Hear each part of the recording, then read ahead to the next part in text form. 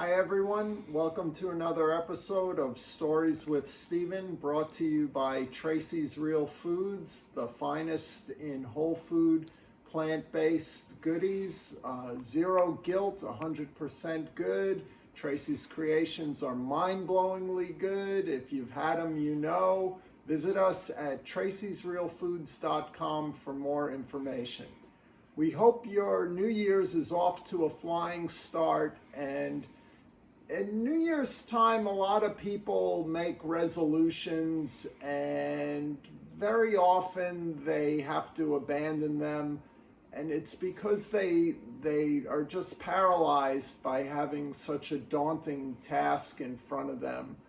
And I wanted to share with you a phrase that I find helpful, whether it's to accomplish something like cleaning your place or getting in shape or trying to grow your business, to even something as large as trying to move the world towards a planet that's not cruel to animals anymore.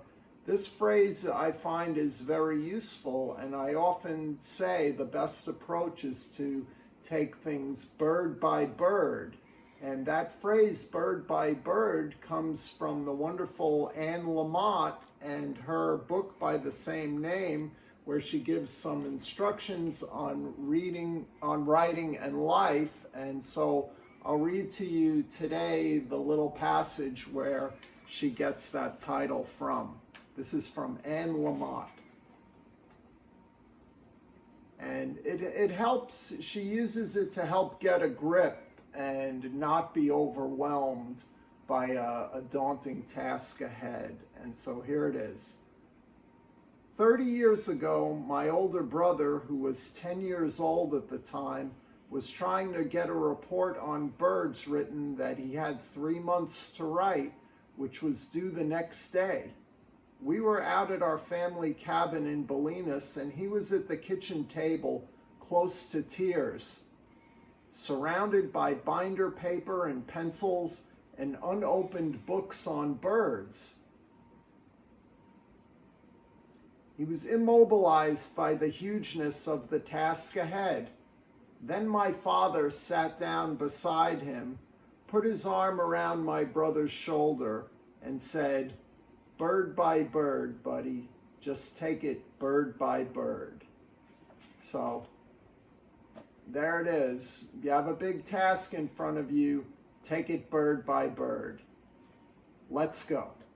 All right, overtime, bonus story.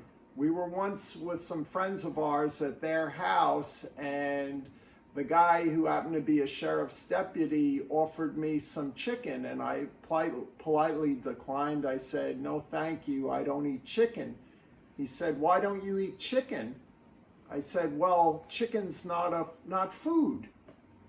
And he was very puzzled, and I could see his mind working. He was like trying to solve a great mystery.